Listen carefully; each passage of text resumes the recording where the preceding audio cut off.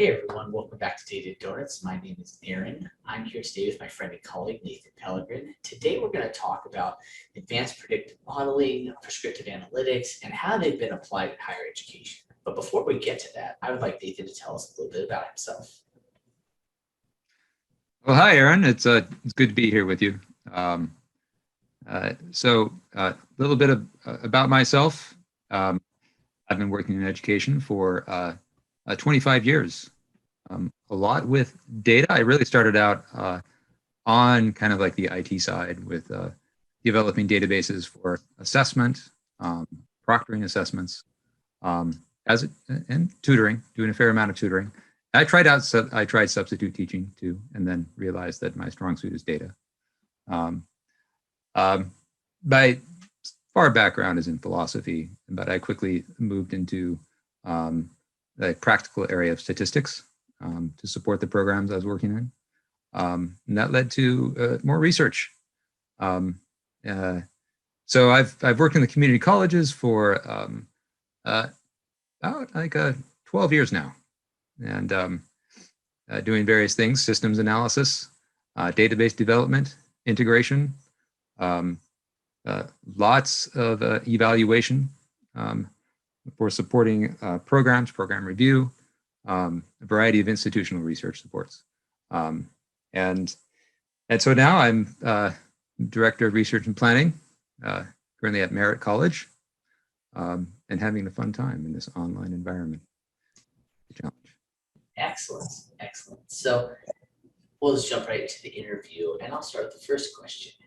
How have you heard, seen, or even used advanced data analytics techniques in higher education? And these analytics techniques are really predictive analytics and prescriptive analytics. How have you seen them used, or how have you used them yourself?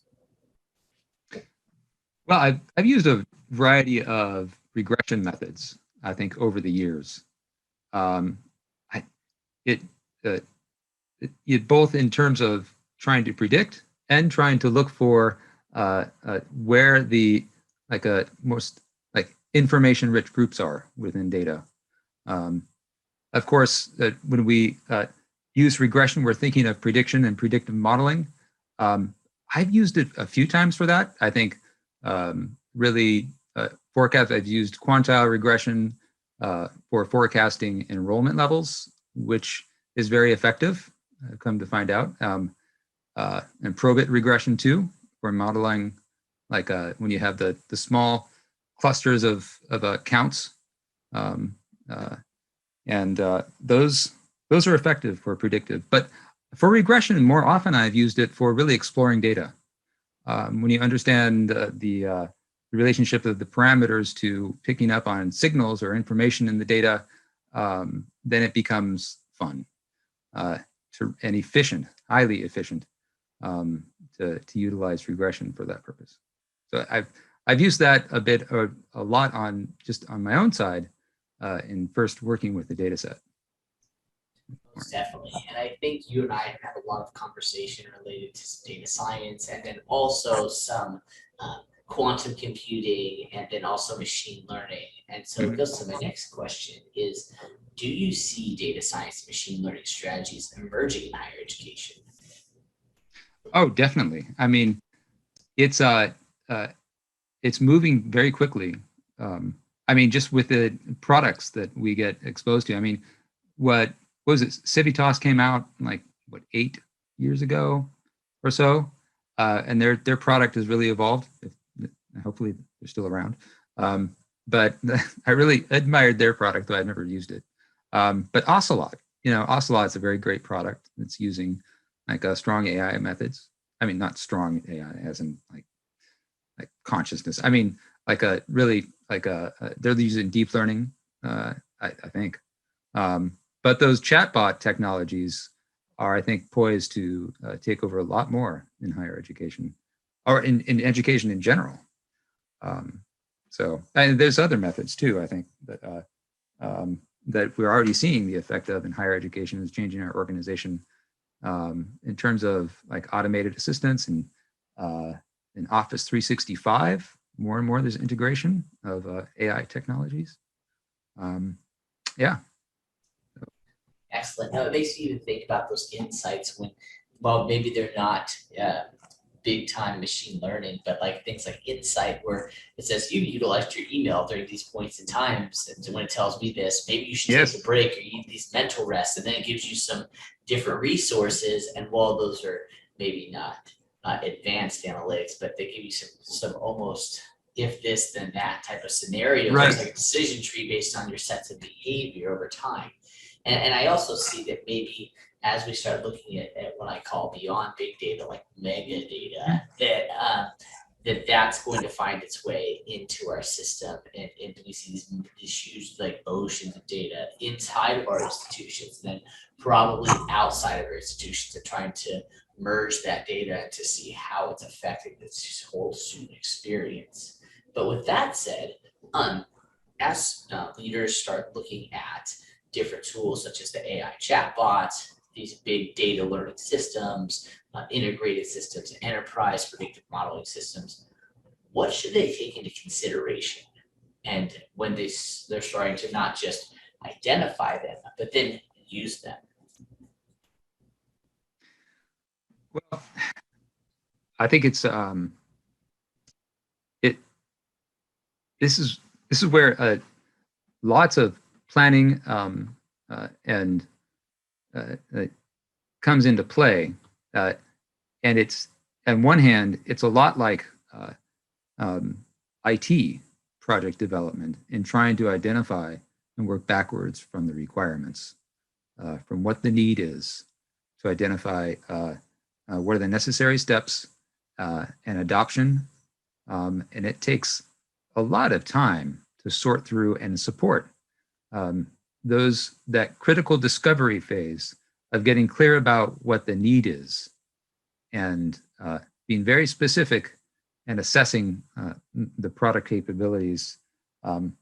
Those project planning pieces are essential. I think that's even more important now than ever. And I know as institutions, we tend to fall into this pattern of copying whatever the neighbor has, looking around to see what other colleges and other community colleges have been adopting, and snatching it up. And that has casualties, and there's a great risk in doing that. When it's not, something is not adopted from local efforts, started from local efforts from scratch, that I think that increases the risk of a failed project.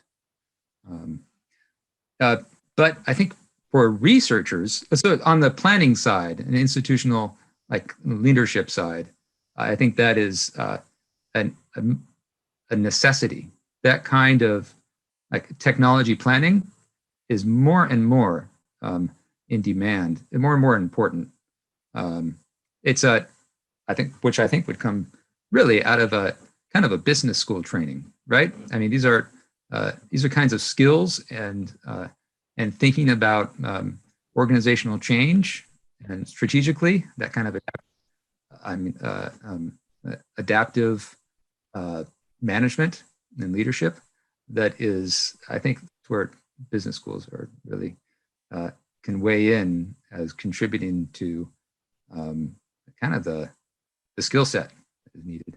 On the research side, I think it's super important to have the researcher at the side to be able to look at the impacts of what's going on. When a new technology or an initiative is adopted, we don't know what the effects are going to be. They have to be monitored. And the institutional research office needs to provide that support. We've seen that that it has become much more critical.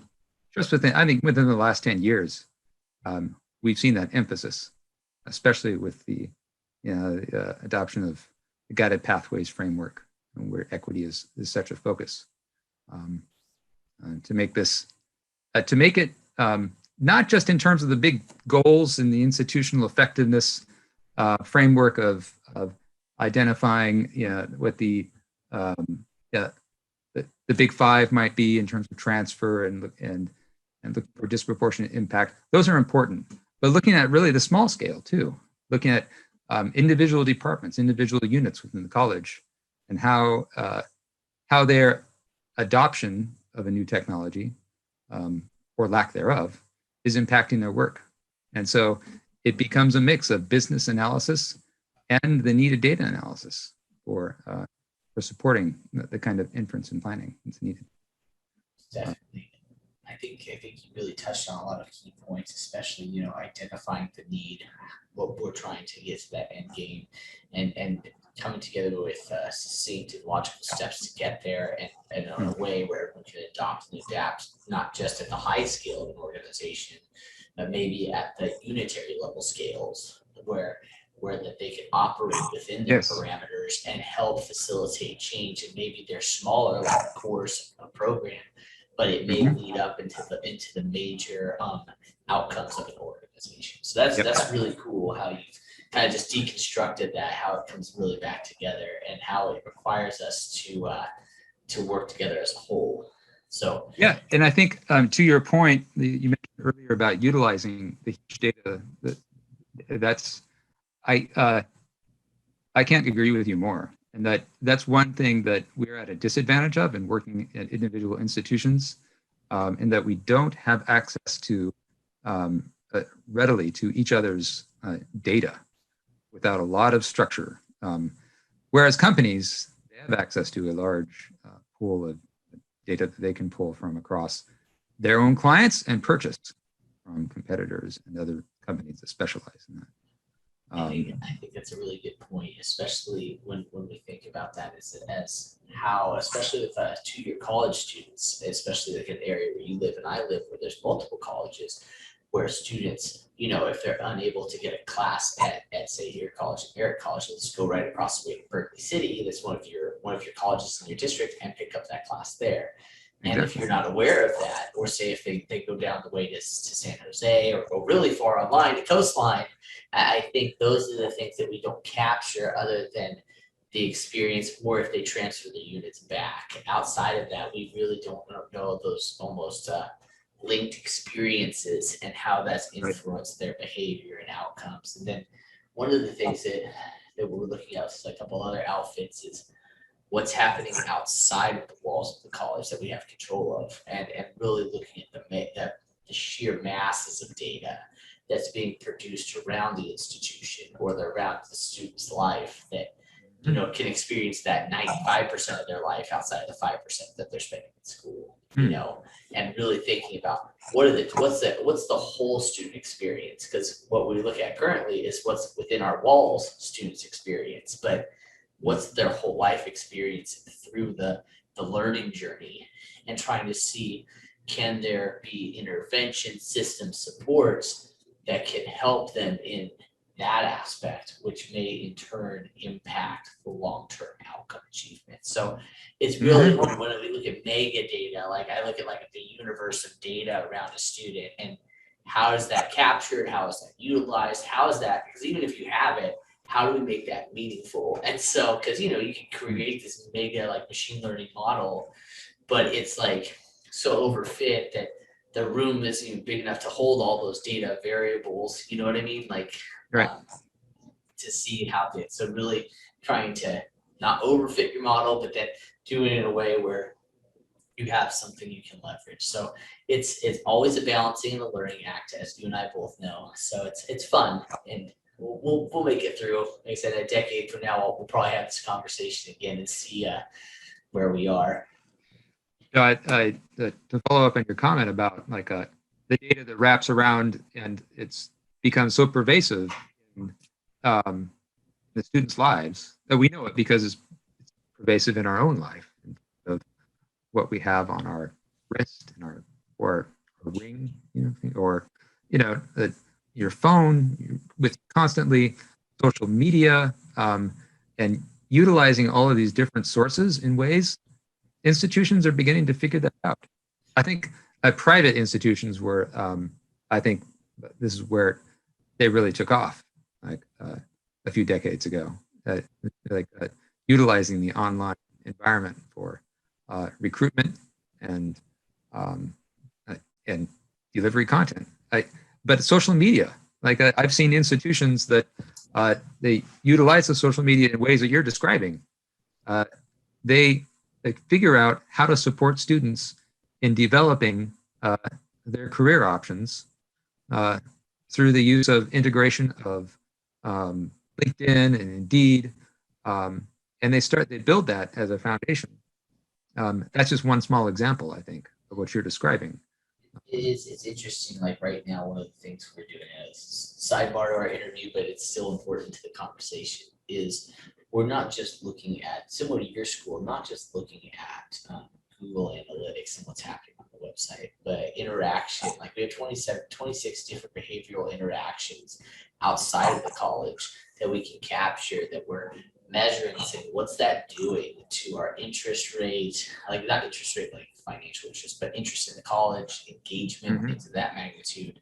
And Right. then talking to this other outfit, they're actually looking at daily weather patterns by location to see is that, and that's just one of their like thousands of variables they're looking at.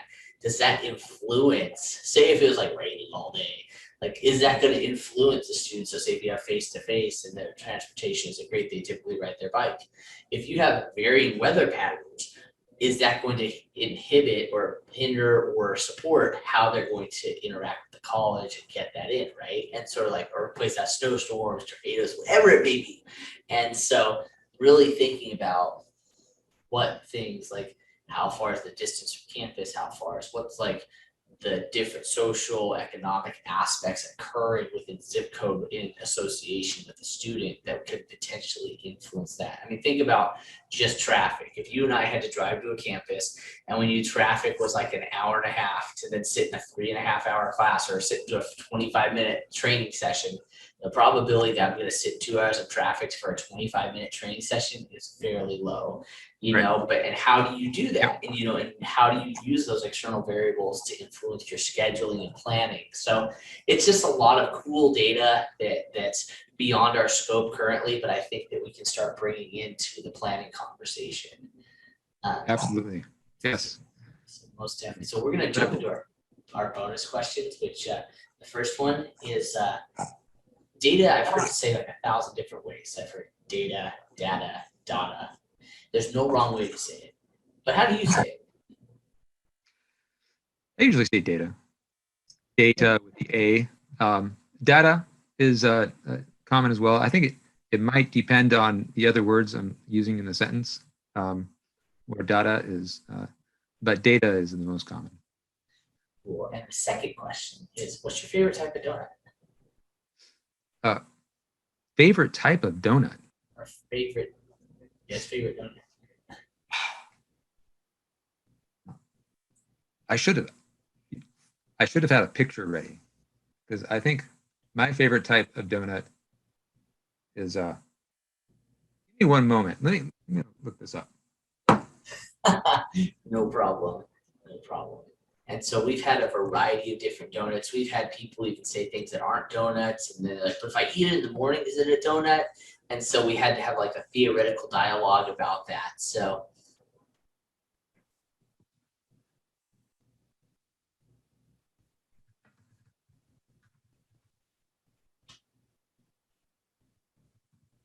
is your donut local, or can anybody get this donut?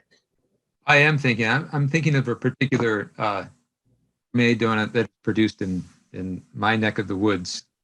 It goes by the name of the place is Donut Savant in Oakland, and they make donuts about this size, like just a fraction of the size of a regular donut, but it packs all the flavor in there. That's amazing.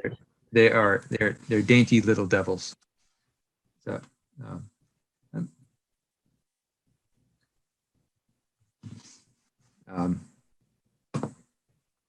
What we can do is, if I can find the website, I can actually plug it into the bottom. So then I think that would also be helpful. And I think that would be fun. And like I said, when I travel up to Oakland, I'm gonna have to go to Donut Savant. That sounds like a fantastic place. Yeah. So there's a few of them that they have that I really and I appreciate. One is the Jane Doe. That's a cream filled donut. I think that's pretty spectacular. That's fantastic. But they don't have a. I have not met a donut I do not like.